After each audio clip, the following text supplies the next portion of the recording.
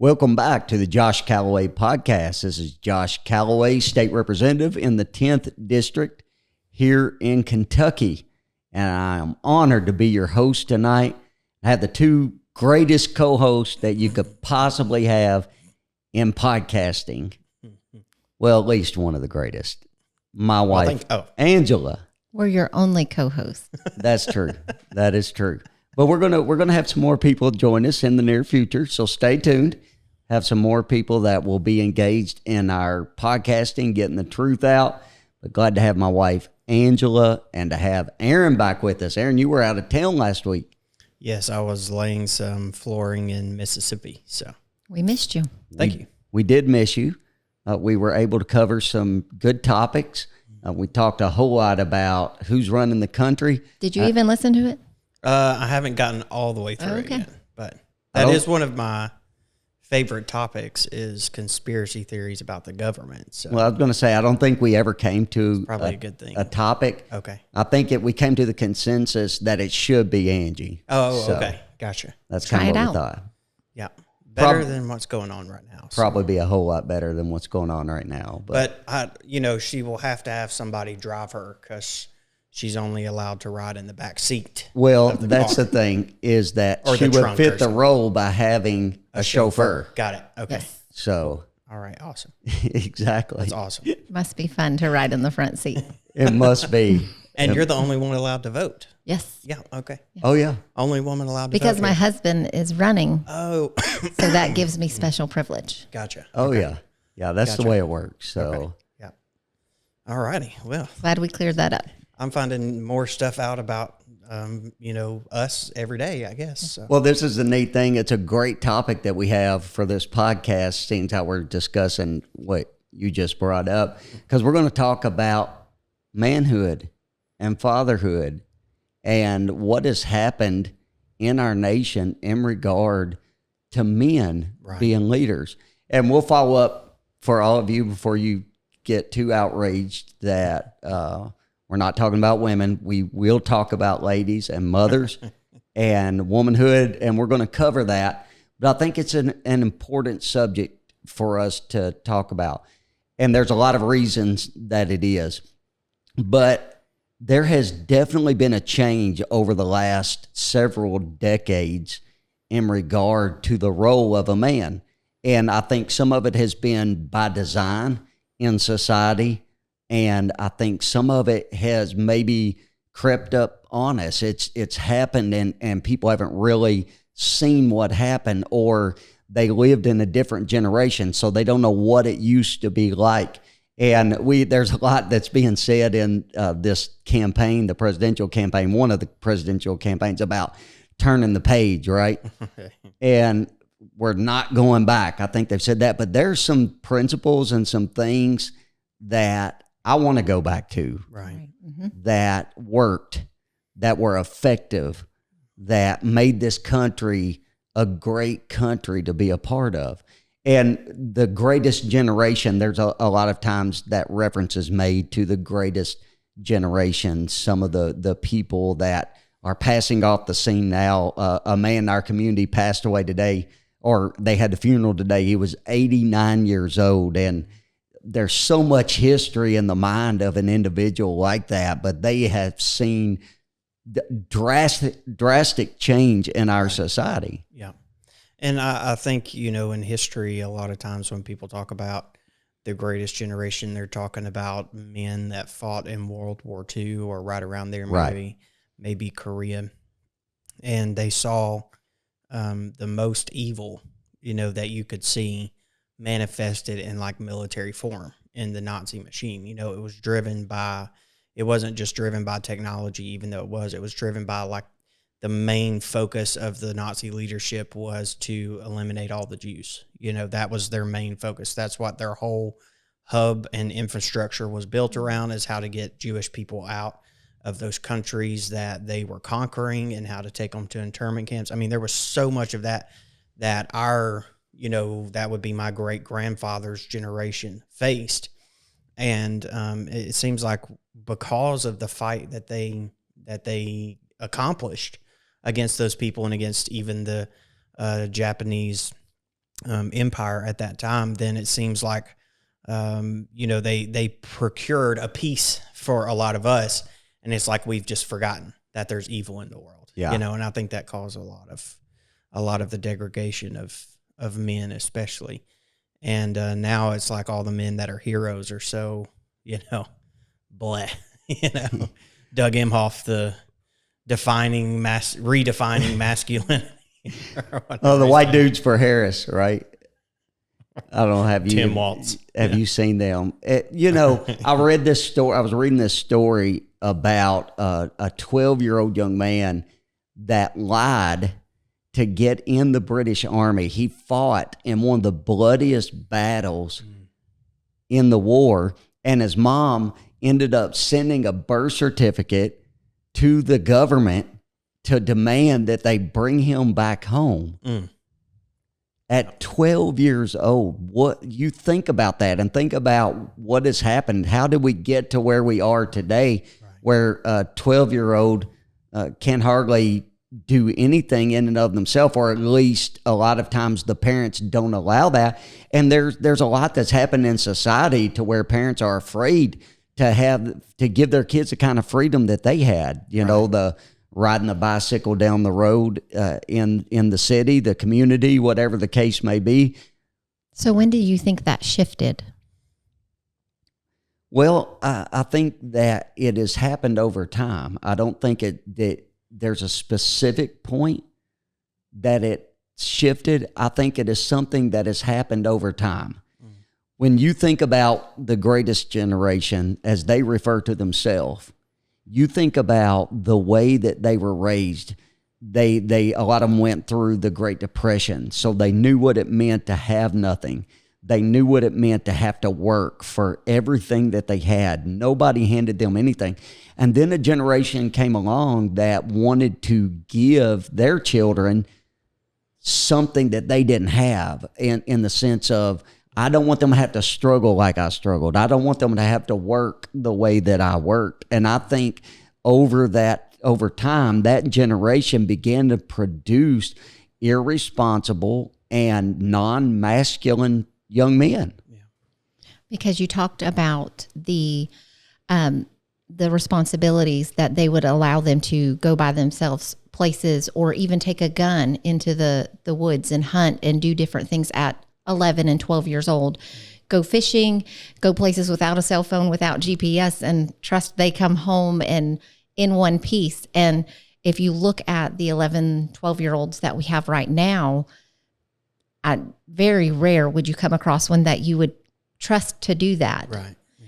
And so not that they're bad kids at 11 and 12, but there's just the responsibility is not there. Yeah. Well, let's talk about one thing that I think it's important that we bring about. In the 1950s, the rate of fatherless homes in the United States was significantly lower than it is today. Around that time, there was about 6% of children that were living in single-parent homes. Today, it's 1 in 4. On average, 1 in 4 children are being raised in a single-parent home. And when I say that, immediately I've put things out about this before, about the home, the family, the 2-parent home, and that type of thing. And immediately people want to attack you because you don't understand or recognize how resilient that somebody is. I do understand that. And I think it's amazing what some single ladies have done, or single men have done, in preparing children and working extra hard to make sure they could make that situation as good as it could be.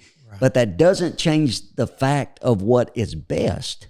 Right. Statistically, what is best, biblically, what is best, what has always worked in society.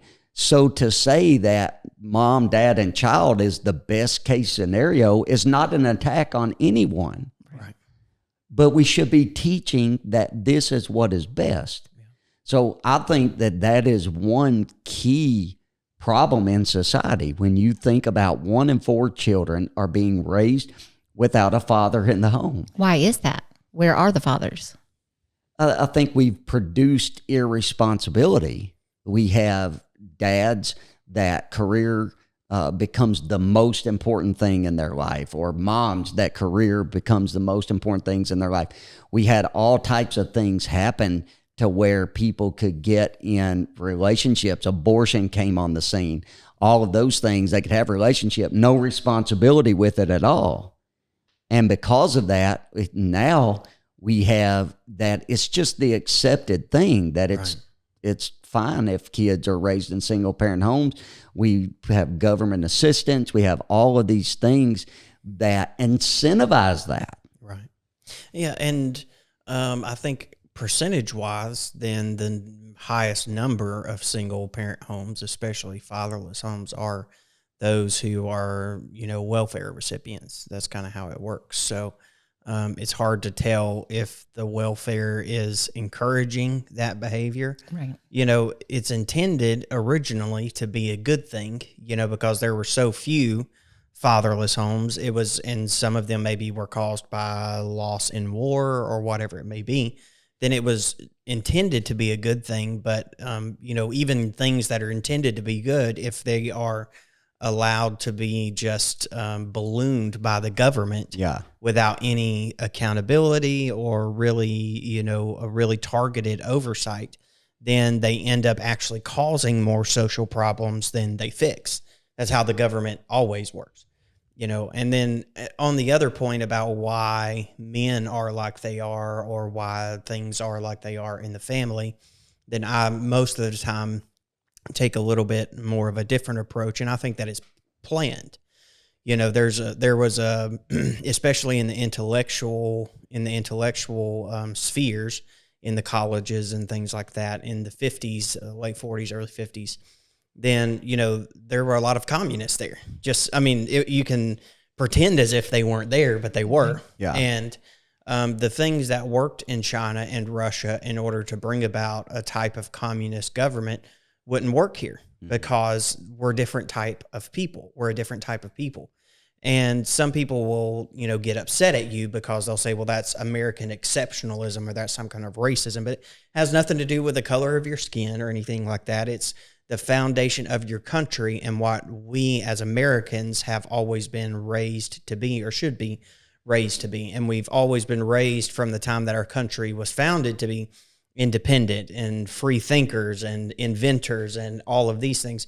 Whereas in Russia and China, they've always lived under some kind of authoritarian structure. Mm-hmm. Right. And so it was a whole lot easier to implement just a new authoritarian structure for them.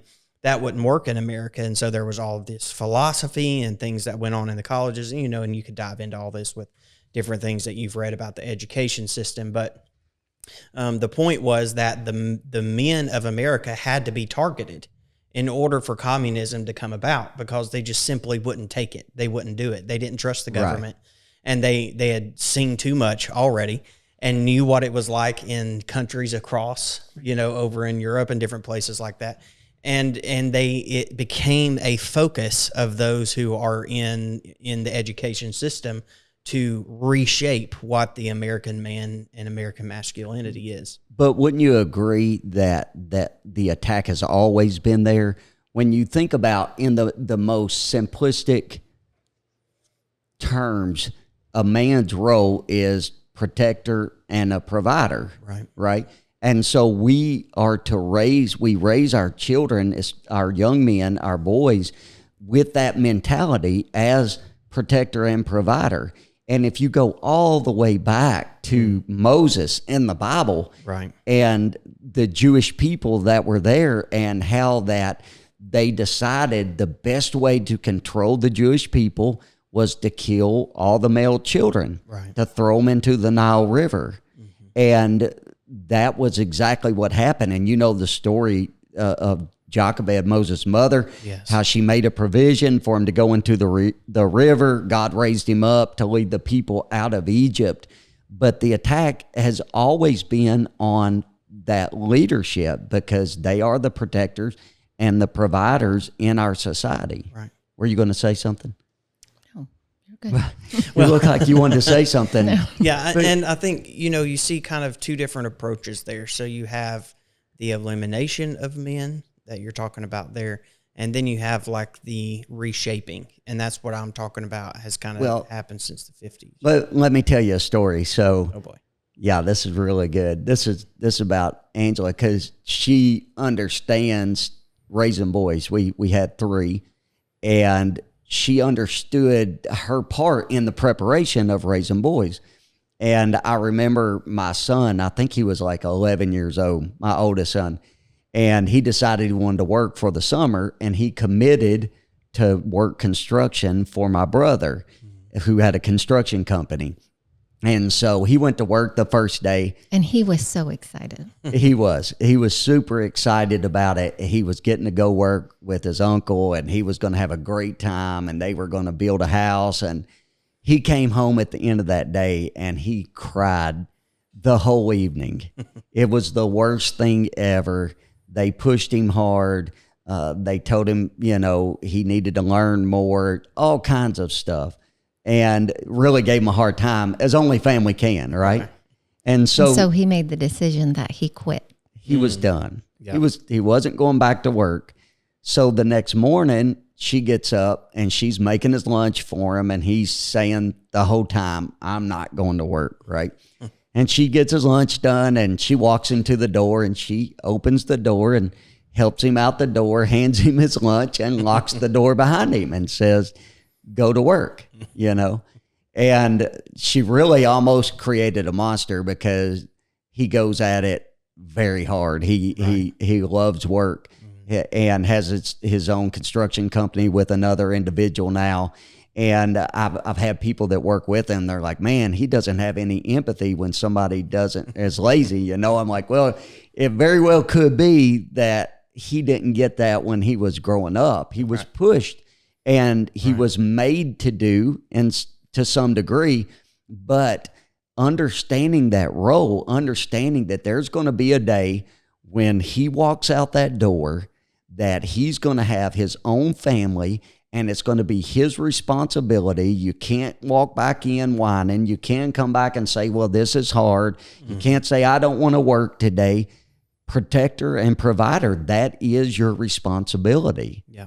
And that, again, we can go back and figure out like why that happened in America and why it's that way. But it's because our country was founded on Christian principles and scriptural principles. And the ideal American man for 2 centuries, was a man that you could see clearly in the scripture.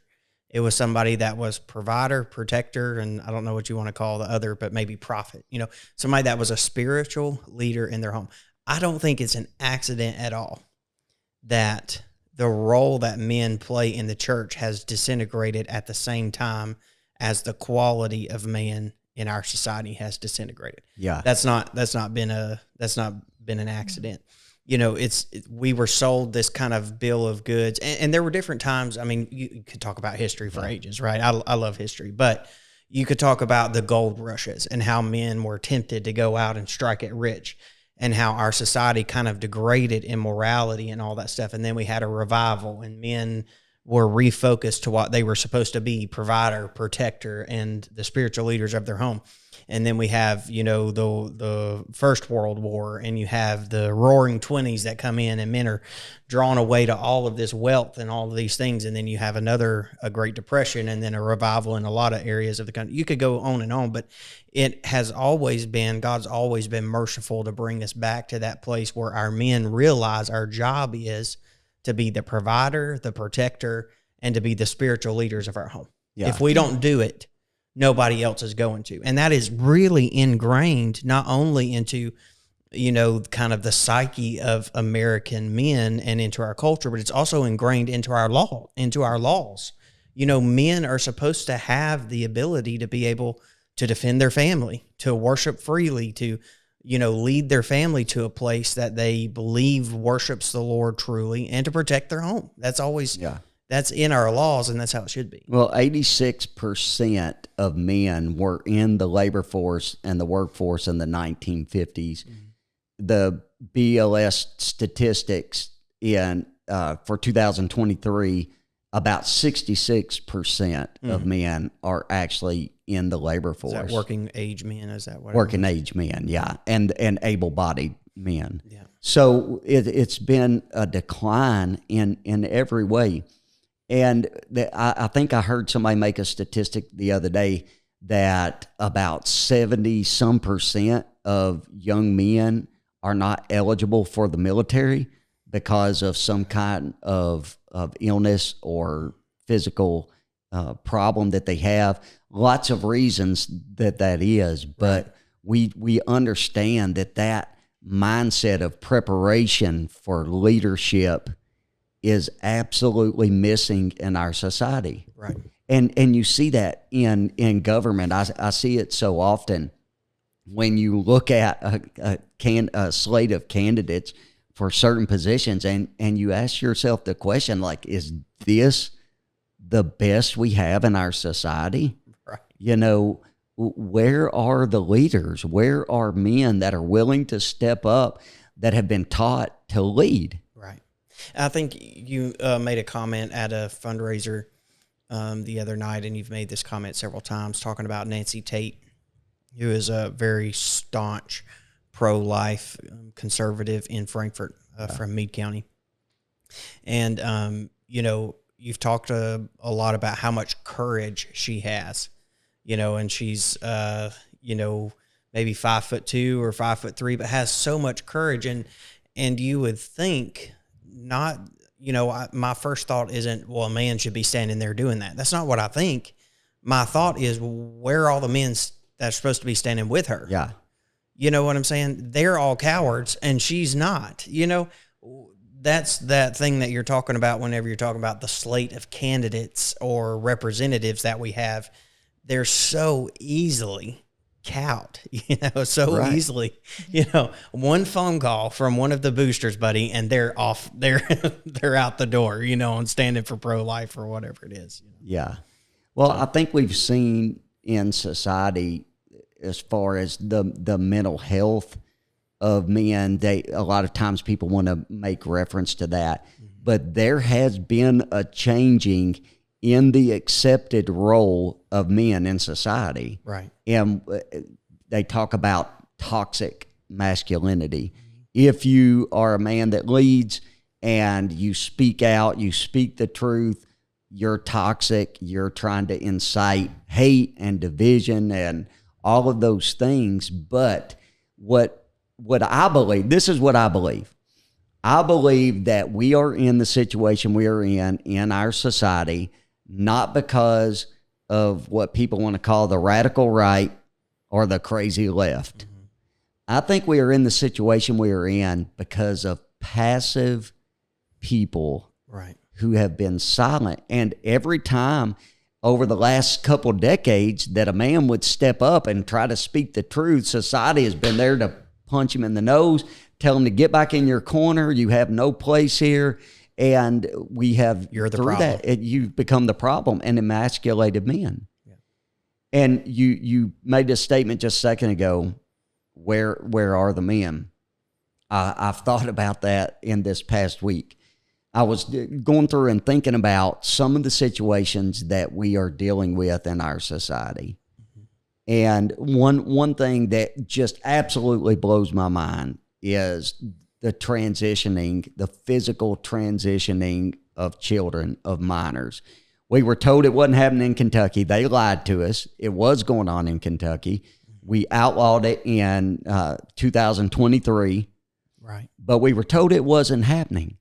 But this is my thought, is the first time that somebody wheeled a child in to an operating room to remove part of their body because they were confused in their mind about what gender they were. Where were the men? Right. Where was somebody saying, you are not going to do this to this child? Yeah. When Riley Gaines walked into that dressing room or that locker room, and there's a man standing in there exposing himself to them, Where was a man walking in there saying, you are not allowed in here. You are not going to do this. This is not acceptable. Where were the men? And I am thankful for even somebody like her that has been willing to stand up and to fight for this issue. But every time that I post about it in regard to her post, that's what my question always is. Where were the men? Right. And they've made, Riley Gaines has made a new like athletic wear sports brand. I don't know if you've seen that. It's like XX-XY. Yeah. You know, to try to highlight that women belong in women's sports and men belong in men's sports. It's two totally different things, you know. But it's like they have to drag any men kicking and screaming to get them to support it. Yeah. You know, like when did we become afraid? When did we become afraid? Is it fear? First of all, of another man? Is it fear? You know what I'm saying? Are they afraid of backlash? Yeah. Are they everybody's afraid to be canceled? Yeah. Just put your head down and don't cause waves. And maybe because it's not my business, I'm not going to get into it. Think about this. You got men right now that are making videos and posting them on YouTube and making advertisements out of it saying, you're not a man if you don't stand up for, like, you're not protecting your daughters if you vote for Trump because you're not protecting their right to kill their unborn child. That's how men on that side of things think about protection. It's not protecting their child from, you know, from people that'll take advantage of them or men being in their locker rooms or men being in their restrooms. It's no, protect their right to kill their baby. Well, think about it this way. Is it abuse to chop a healthy body part off of a kid? Yes. So if it's abuse, think about how we would handle abuse on the street. If I'm walking down the street and I come up on a situation of a child that is being abused, I'm going to interject myself. Right. I'm going to stop what is going on. And if I'm overpowered, I will fight to the death. Right. And if they try to stop me or they say something to me about mind your own business, none of that is going to deter me. But see, here's why I say this is targeted. Think about Daniel Penny, the guy in New York. Yeah. There was a guy going around the subway, threatening women, yes, doing all this stuff. Was he a Marine? Yes. Former Marine? Okay. And he puts him in a chokehold, ends up choking him out, high on drugs. So who knows, you know, as far as I know, then his, you know, that bone wasn't broken. That's broken whenever somebody is strangled, you know, but he had him in a chokehold and he ends up dying. Well, they're prosecuting him to the fullest extent of the law. And he wasn't celebrated or applauded for stepping in and helping those people. Right. Yeah. So when you have those types of situations and those type of repercussions, you have some men that they're like, well, I ain't sticking my neck out for him because it ain't gonna help anybody. Right. You know, and that's the attitude you have. You have the weak attitude, and then you have that, well, you know, forget all them, you know what I'm saying? Like, I ain't doing it. But if you think about it in the situation that I'm talking about, for instance, if just locally, if my daughter walks into a bathroom and a man walks in there, we're going to have problems. I'm going to address it. We're going to stop it. It's not acceptable. It's not okay. And somewhere we lost putting that into the character of men. Right.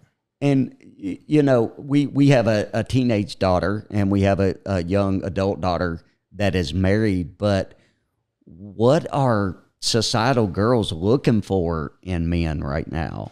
Right. When you think about all that is out there, the availability of young men that are out there, what is it that they're even looking for? And do you think maybe that sometimes we've got sidetracked by being driven towards success and made that the most important thing instead of a family and being able to raise children to reproduce this what we want in our society? But even the idea of success has changed because you have stay-at-home dads. You know what I'm saying? Like, you know, and like you have a bunch of men that have no drive at all to make money for their family.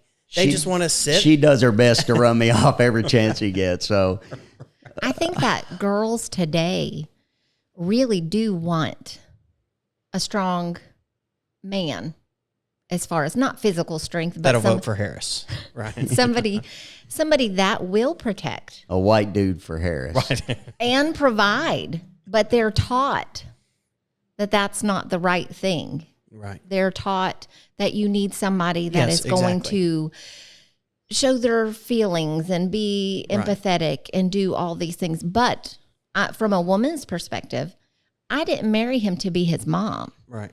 Right? Yeah.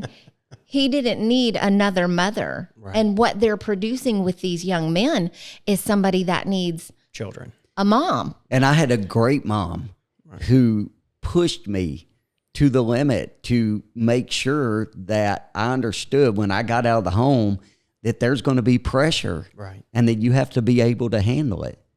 My dad did the same thing. I had made a commitment to work for a man one time, and he did construction work, and another man had came and asked for some help in the oil field. And so I went and helped him and worked all day, like I think it was on a Monday, and I was supposed to help this other guy on Tuesday. So I worked all day long. I'm 14 years old at the time. We work all the way up till 3 o'clock in the morning. I come in, I've got oil all over me. I go to the shower. I shower, I lay down. It's probably 4 a.m. Yeah. Well, at 6 o'clock, this man shows up that I committed to work for. And my dad comes in and wakes me up, and he's like, this man's out there waiting on you. Did you say you're going to work for him? I said, yes, sir, I did, but I just got in bed 2 hours ago. Mm-hmm. That doesn't matter. Did you commit to him that you would help him today? I did.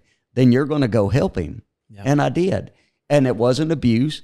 I was tired. I got out there. I worked. I did my best to produce that day. But it taught me a lesson that you are capable of pushing yourself beyond what you want in your own self. Because left to ourselves, when a young man is left to himself, the book of Proverbs says that he'll bring his mother to shame. Yes. Right. Yeah. So, And you see too, like women are pushed, and I think rightfully so, to achieve. And I think that's a good thing. I think everybody should want to achieve, but every time a man tries to achieve, then it's like, you smack you on the hand, nope, can't do that. Can't achieve there. Can't work when you're 12 or 13 with your dad. That's child abuse, whatever it is, Isn't it funny that would be child abuse? Yeah. But some of the things that we've talked about. Transing somebody, not child abuse. If you are smarter or want to be smarter than the other people in your class, you're mansplaining to everybody. There's never a time now where a 12 or 13-year-old boy can come up and say, well, this is what's actually going on with this problem here. The teacher can bring them up because you're mansplaining or you're white-splaining or whatever you do. It's like the focus of education, of Hollywood, and now it seems like government is to attack anything in a man that would want to achieve. And I don't know the time frame, and I'm telling my age probably a little bit with this, but there were some TV shows back whenever. Okay. Mm-hmm. So, and I'm not a fan, but The Simpsons, right? Mm-hmm. Okay. So the dad was Bart. No, is it Bart Simpson? I don't know. I think so. And he was, maybe Bart's the one. he was treated, Homer Simpson. He was treated like he was an idiot Yeah. all the time. Right? Anytime he made a suggestion, anytime like that, he was dumb. The dummy. Okay. Yeah. Then if you think of Married with Children, don't recommend the show. Okay. But the man was an idiot. Mm-hmm. Okay. Roseanne, some of these old shows where everything was a joke about the dad. Right. He was dumb. Mm. It didn't matter what he said. And that's been Right. out for a long time. right. And kids have been seeing that. And so the respect level, I think, has Right. gone down for the man in the home, for the father. They're conditioned from the time that they're young. That's been a long time ago. Yeah. I don't know exactly when, but I'm saying that's been several years back when those shows were out, and it was happening even then. Yeah. And now, I mean, it's coming out, and this is a total side point, but it's coming out like so much of Hollywood and the entertainment industry was like abusing kids and all that during that whole time. All that stuff starting to come out now, and it's like those people that were creating those shows and everything were messed up in the head. Exactly right. Really messed up. Anyway. No, that's right. But I was going to say that as a dad, one of the greatest things that makes me like full of joy. I have so much in my life, regardless of what some people say about how that, I'm really sad and, I have to do what I do. I'm pretty happy too. Indoctrinated and all this my whole life. Forced. Like I have a great life. Right. I have a great life. Mm-hmm. One of the greatest things in life that I get to enjoy is just a simple, my son picking up the phone and calling me, "Hey Dad, I was thinking about buying this. I was thinking about doing this. What do you think about it? Do you think this is a good idea? Do you think it makes good financial sense?" Right. All of those things, just that level of respect that he has to even pick up the phone and care what I have to say. Right. And I wouldn't trade that for anything. Yes. And that came through the way that he saw me treat my dad. Right. It came through the way that he saw me treat the adult men that were placed in my life that helped form my character. And, we definitely made mistakes with our kids growing up.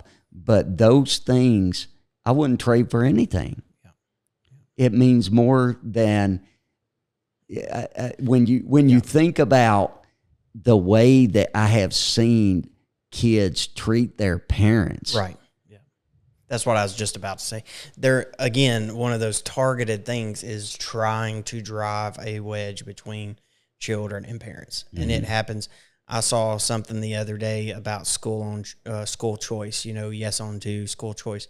And a guy was saying, he said, schools aren't the problem. Students aren't the problem. The parents are the problem. You need to fund the public schools. That is the attitude that has been pushed on our society, is that your parents are your enemy. Mm-hmm. And they there are examples where parents are terrible. You know what I'm saying? They're addicted to drugs. They're alcoholics. Absolutely. But those are still a minority in this country. May not be for very much longer, but they are right now. Yeah. Those, especially 20 years ago, that was a whole lot less prevalent. Those examples were used and then applied all across the board in public schools to be like, parents are the enemy. Well, I ran we're your safe space from your parents. That's how they pretend. Yes. A couple sessions ago, I filed a parents' rights bill.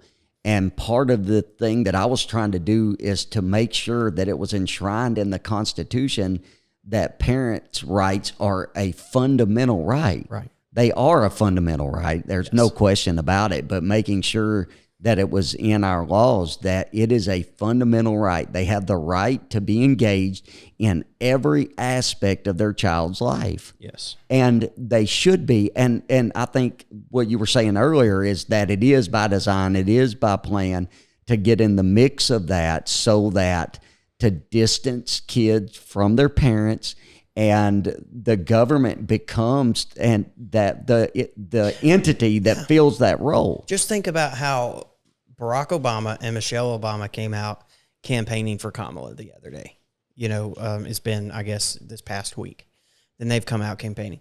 They didn't come out campaigning Barack Obama as saying, I've been in this position, I'm experienced. Kamala has this whole list of things that here's where she's competent and all that stuff. Didn't come out about that. Michelle, same thing. You know what they came out as? They came out as the parents of America. Yeah. Scolding everybody for not voting for their chosen candidate. That there are people, there's about half the country, especially young people, that will respond to that. That they will listen to what Barack and Michelle Obama say and what the government says more than they would listen to their own dad. They hate their parents because they're conservative, because they're boomers or whatever it is. Yeah. They hate their guts because they think that something has been taken from them because the government's told them something's been taken from them. Yeah. There's a psychological term for that, and I can't remember what it is right now, but it's where you create a dependency. you're trying to separate somebody from somebody else that they really need to be close with or dependent on, so that you can make them dependent on you. You're creating them as a dependency. That's exactly what the government's been doing for years, because that's how they, that's how you get somebody who is obviously suffering from Alzheimer's, Joe Biden,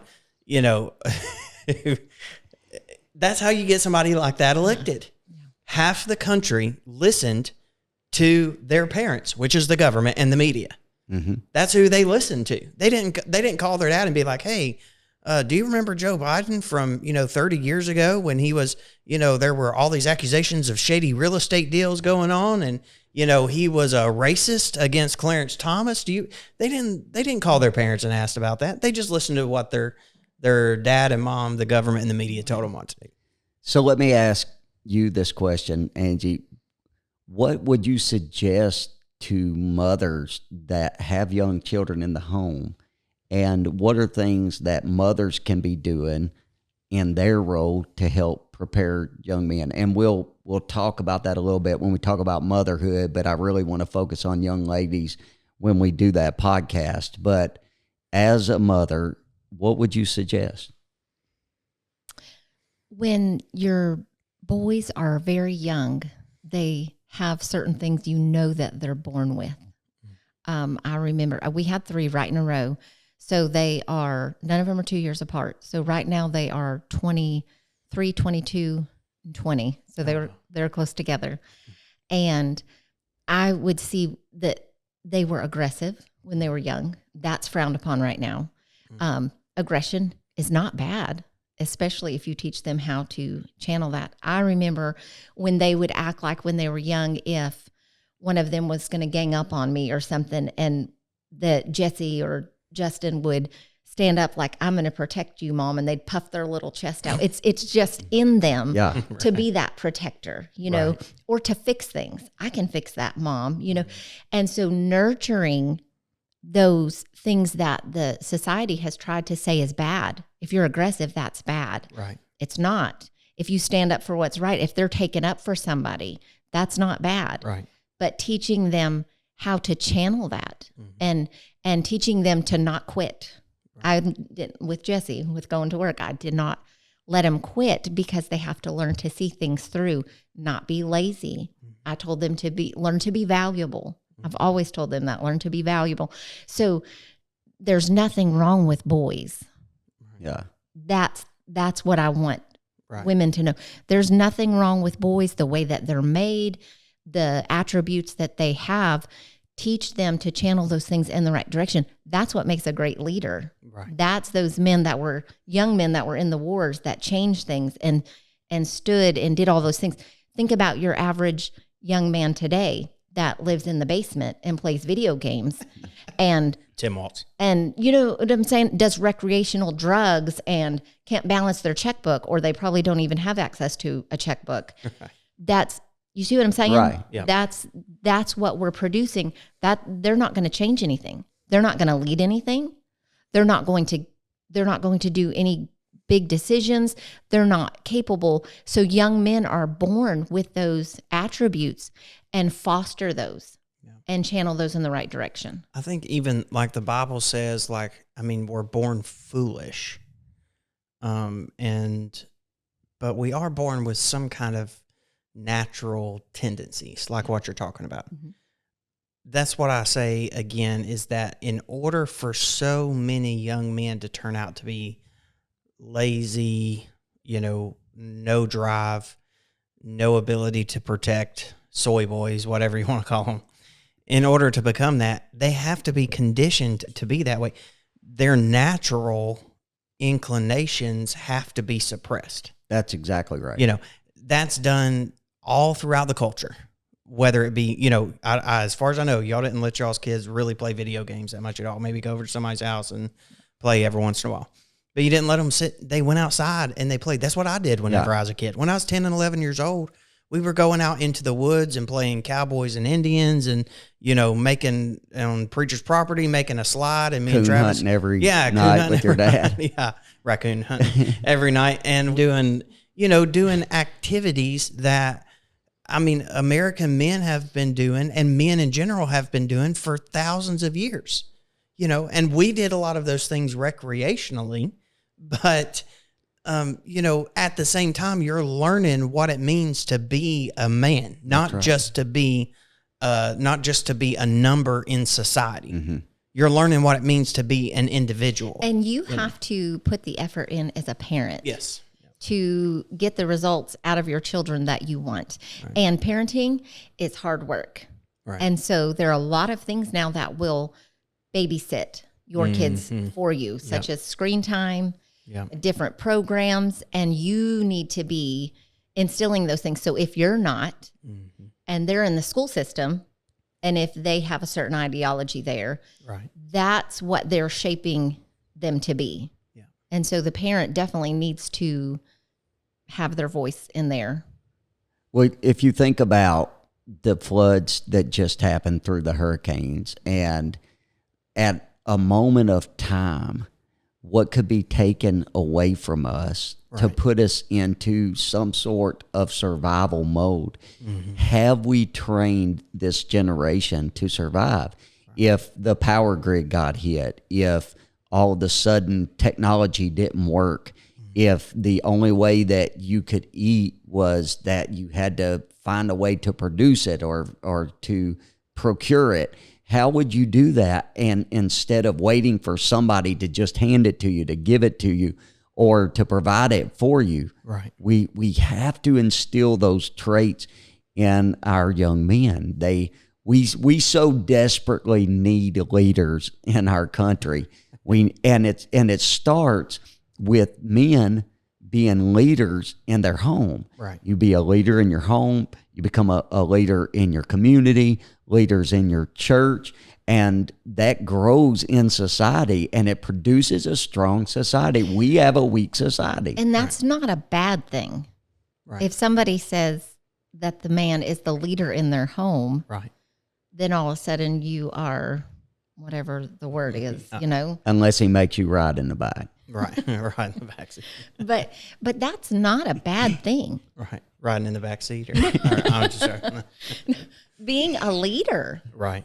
Okay, and so they have tamped that down so much to where a man is afraid to say that he's the leader of his home. He has to look at his wife and can I say that? Right. Are we equal? Those types of things. And the goal, the whole goal of feminism was to supposedly, the theory is that men and women are equal, and women just had to be given the opportunities to show that they were just as good of leaders. Whatever you believe about all that. Here's my question. Why did you have to degrade the men in order for the women to be equal, in those areas? If that's, I'm talking about what feminism does. I'm not talking about what we do, because we don't believe any of that stuff. We think of women as higher than us. That's why we provide for them. And I don't want my wife working a job. I want her they get to go to the zoo. They get to, go play outside. They get to do all kinds of fun stuff that I don't get to do, because I'm working. But I like that. My wife, I drive, I don't have a truck. I don't have a nice car. I have my work van. That's what I drive. My wife has a nice car. Since we've been married, that has been my goal, is for her to have that. And we don't want anybody messing with the deal we got. No, that's exactly right. Ma Ledbetter. What you were referring to as far as the degrading of men, that was the point that I was going to make, is that I don't see my wife as equal to me. Right. She has a role that is so much higher than my role. Right.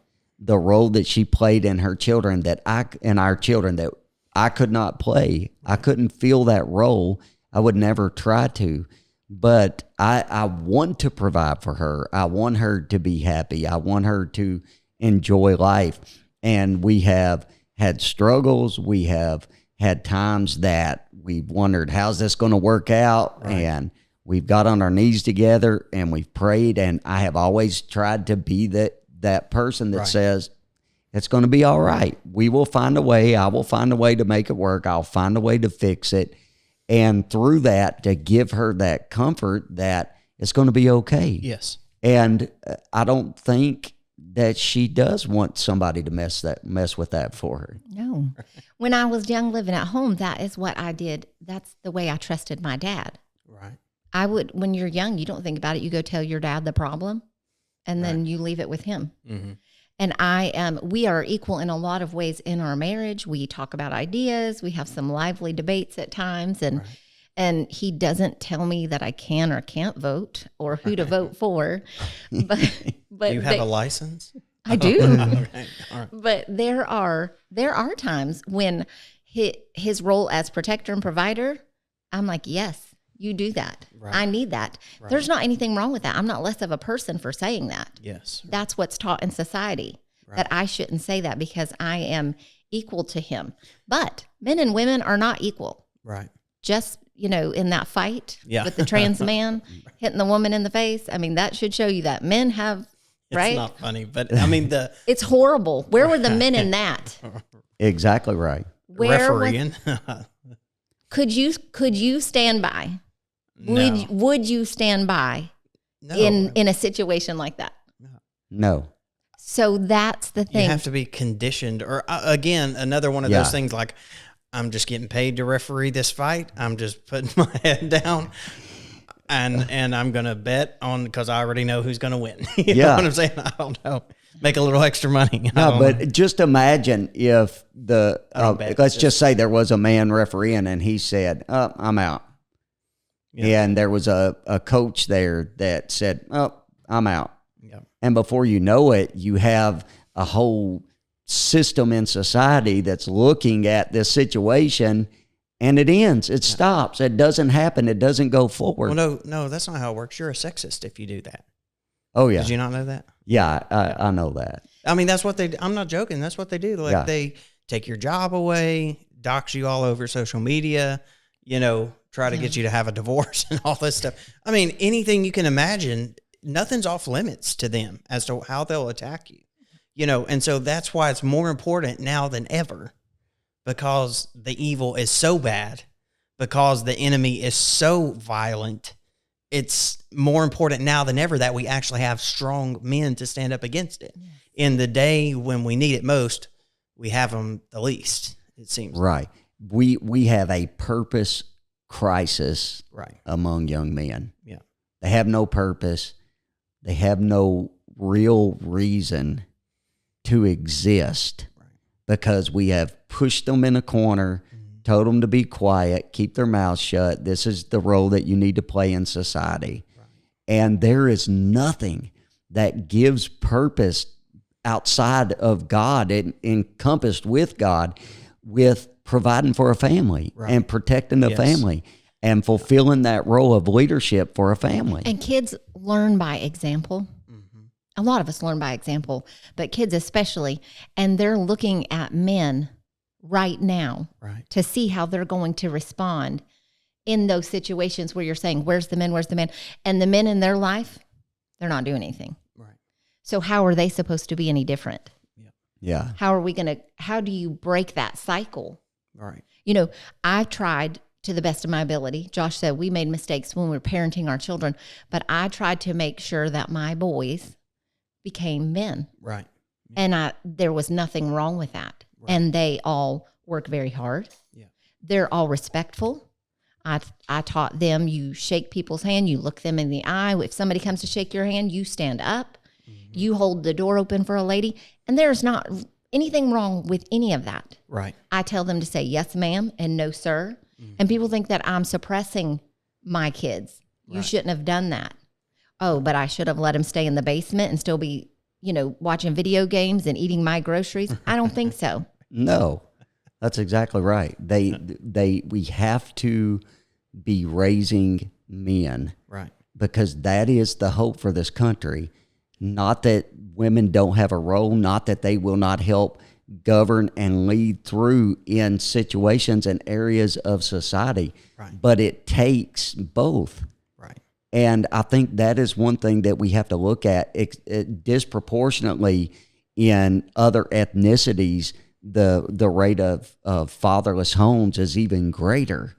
And I think that if young men see men, and you used to hear about it, you remember if you listen to like my dad's generation, men in that age, what type of men the coaches were in sports. I'm talking about they'd be locking them up today if they did what they did, grabbing a kid by the face mask in a football game and, helping them to the ground or whatever the case may be. And I'm not advocating for anything. I'm just saying that young men that see strong men, I believe that it puts something inside of them because it's innate already to want to achieve that. They do. They want to be that. And I mean, whenever you're talking about any kind of issues like this, that you're still trying to untangle all the other social issues that we have. They're all connected. Is what I'm trying to say.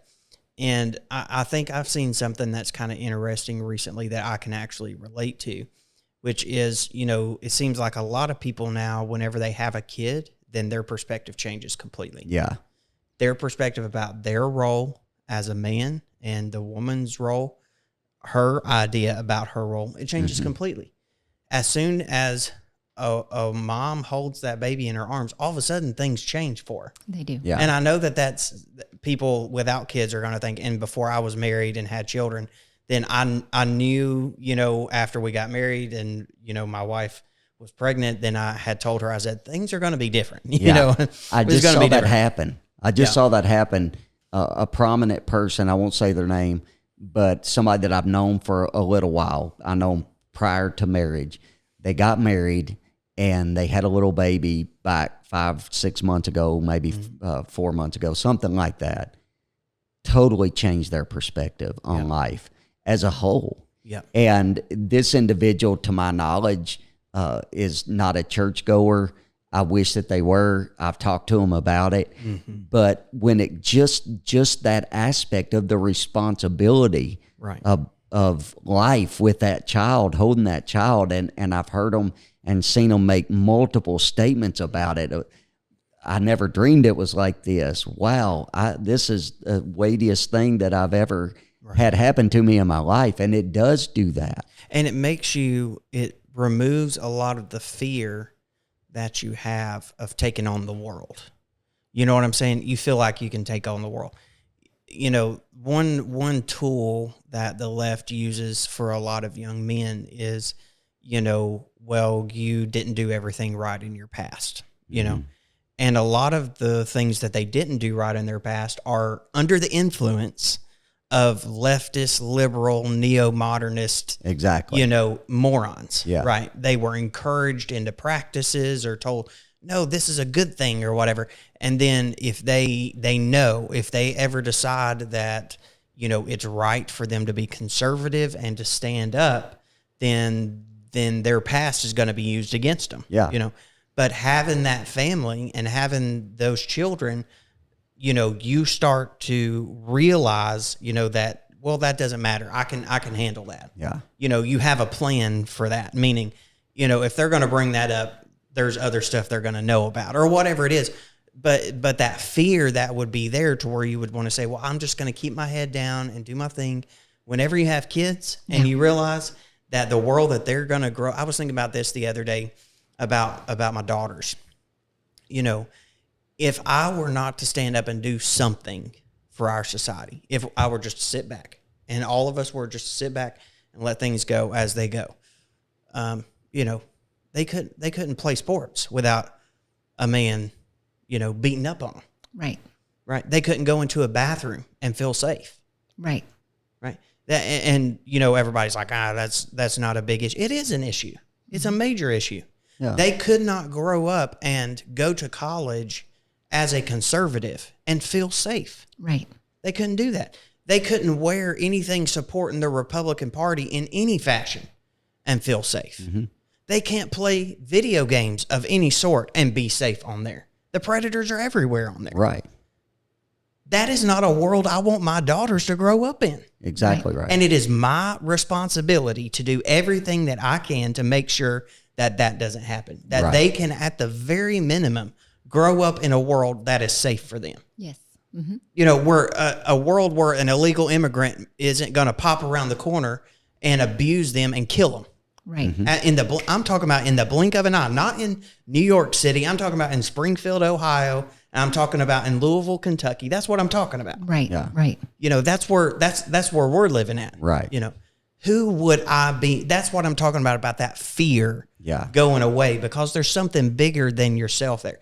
And then on the flip side, then you see, you know, the worst humans ever that have a child and then wish they had aborted it. You know, and that's how you know who the evil ones are. Yeah. That's the ones that, you know, if they're going to ever run for office, you know, they've probably committed crimes. You know, anybody that can look at their child, they have to be so self-absorbed, so selfish in their own mind that they're probably a danger to themselves. Yes. To be left by themselves. No, if that's all they can think about. I've heard people make that statement that they might, should have, or could have, would have wanted to abort their child, and then they couldn't. I heard somebody make that statement on the House floor. That's disgusting. That is such a dangerous level of narcissism. And I'm not saying narcissist, you know, everybody calls everybody a narcissist nowadays. You know, I'm seriously talking about like the psychological thing of narcissism.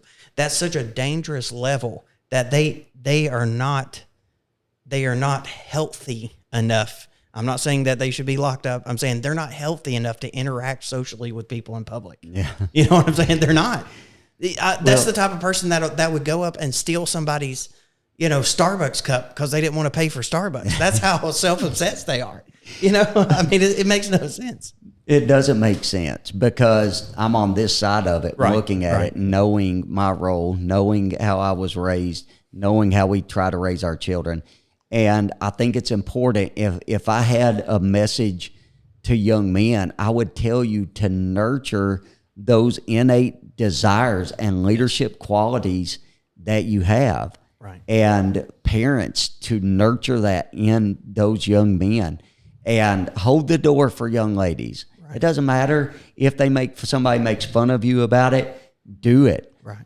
Prepare yourself physically. Prepare yourself to handle yourself physically. Mm-hmm. We don't talk about that a lot, and physical strength is not the total makeup of a man. Right. But I remember as a young man, I mean, it was a big deal if somebody made fun of how few push-ups you could do or pull-ups you could do. That's not everything. But when it comes to fulfilling that role of protecting your family, I value my Second Amendment right because of the few back surgeries that I've had. But I promise you, don't try it. Do not come in my house. Don't try to hurt my family. Right. I'm willing to go whatever extent I have to protect them because I'm a man. Can we just address one more thing about the men thing, and then I promise I'll shut up about stuff. But you know, nowadays there's this idea of like the Andrew Tate alpha male type. Yeah. You know, has nothing to do with children, has nothing to do with getting married. It's all about sleeping around and all that stuff. You do not, I'm just going to be honest with you about what it means for me personally, having a past that was not healthy. I'll just put it that way. You have no idea what it means biologically, I would say, to come to your full extent of being a man until you're protecting your children from somebody. Yeah. There's something that switches in the brain whenever it's your children and you're standing between them and the bad thing or the evil, or they're scared or whatever it is. And I'm not saying that to downgrade people that don't have children. I'm not saying that at all. I'm saying there's something inside of every male that they are made to be a dad, and they're made to protect a family at the very least, and, you know, a wife. And the same thing for your wife. You know, there's nothing there. I've never felt more strong than whenever it seems like something is a threat to my wife or to my family. Does that make sense? Yes. Even though I worked out all the time and you think you're this macho, whatever you think you are, I don't know if it's rage. I don't know what it is, but there's something that comes over you that you literally feel like you're bulletproof, and you're not. But, you know, you have in your mind already, it's like everything's in slow motion, how you're going to dismember somebody if they take another step toward your kids. You know what I'm saying? That's just I don't know how you explain that. But this is the thing, is that to make the statement that you just made about inside of every man is that natural desire, that doesn't discount all the situations to where it's not possible, or to where people have done things to their body that they can't reverse. All of that. Right. We're just talking about what is best. Right. This is what is best. Mm-hmm. And I think that we need to get back to teaching that this is what makes a strong society. And we can't be afraid at the same time. We can't be afraid to say that the things that the society and the education system has done as far as transing the kids, that doesn't leave them with a loss, because it does. Yeah. I talked to a man a couple weeks ago, and he's had surgeries and all this stuff, thinks he's a woman, or thought he was, and he's trying to figure things out. He's wanting to do something different, whatever. And there is a loss there that he cannot regain. That's exactly right. And we are doing sometimes a disservice, I would say, on the Republican side sometimes, doing a disservice by pretending like they're not going to suffer that loss. Like there's not irreparable harm. Right, like it's not a big deal or whatever. It's a massive deal. Oh, it is. It is an attack on the very nature of the human. Yes. On both sides. Right. It's not just an attack, like a secondary attack on their nature. The whole focus of it is the attack on their nature to try to turn them into something that they're not. It's diabolical. Yeah. Is what it is. Sorry. Just be what God made you to be. Right. And nurture those innate things, qualities, they're actual qualities that you were given by God. And the thing is that there are things that men have to learn to harness. Right. There are things that men have to learn to deal with. They have to learn when to keep your mouth shut, when to speak up. But at the end of the day, we're to be leaders, protectors, providers. Yes. And there is absolutely nothing wrong with that. Not at all. And I think that's what I would leave for young men that might watch this, or dads that might watch this. There's nothing wrong with that. We'll talk here in a couple weeks. We got the election that's coming up next week, so go vote. Mm-hmm. Make sure that you do. If you're in the 10th district, Josh Calloway, I'm the Republican candidate for state representative, and would be honored to have your vote. But we're going to talk about it here in a couple weeks, about that role of ladies and of womanhood and all of that. And I think these are important topics that we look at, because our country and our churches will only be as strong as our families are, our homes are. And so we need strong homes. And in order to have strong homes, we have to have strong men. You have to have men that are leaders. And so it's important that we do that. Yeah. Don't be a white dude for Harris. I mean, I know that goes without saying, but, you saw the Kamala ad about the guys that are voting for Harris. I've tried to unsee it. I eat carburetors for breakfast. I've tried to unsee it, and I haven't been able to yet. He's eating way more than carburetors for breakfast. Oh yeah, this is crazy where we have come to try to appeal to that natural instinct that is inside of a man. Every time I see a car drive by, I'm just like, man, there's a good tasting carburetor on there. Just like a steak. Well, thank y'all for the conversation tonight. And I want to thank my wife. She has been a great example as a mom to our children. And we have a great relationship, thankfully, with all of our children. And they call her usually before they call me if they want to talk about something or they've got a question about something. But when it comes to the big decisions of life, I've tried to raise them to face those head on and understand that you can make it through anything. If you have God and family around you, that's right. Yeah. You get good friends, you can make it through anything. I'll say this in closing. I mentioned a little bit ago that I appreciated my Second Amendment right because I've had 3 back surgeries. And I remember in the midst of that, after the first 2 surgeries that I had, there was probably 7 or 8 months that I felt like that I couldn't fulfill my role. I mean, I physically was down. I lost a bunch of weight. And I just remember the support that my wife gave me during that time to reassure and reaffirm and to look back at all that I had tried to do in the healthy time of my life and tried to lead. But this is what I remember the most, is that in the midst of that, my role in my children's eyes never diminished.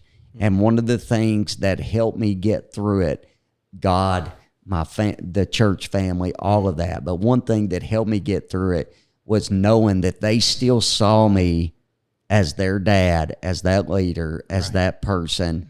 And I remember flat on my back, I couldn't hardly do anything. My son called me one time, wanted to talk to me about a decision that he was going to make, and it gives purpose. Right. It absolutely will give purpose to a man in a society that is filled with purposeless men. Yeah. So fulfill your role, be a man, take a stand, and I promise you it will fulfill you unlike anything else can. Thank you, and God bless.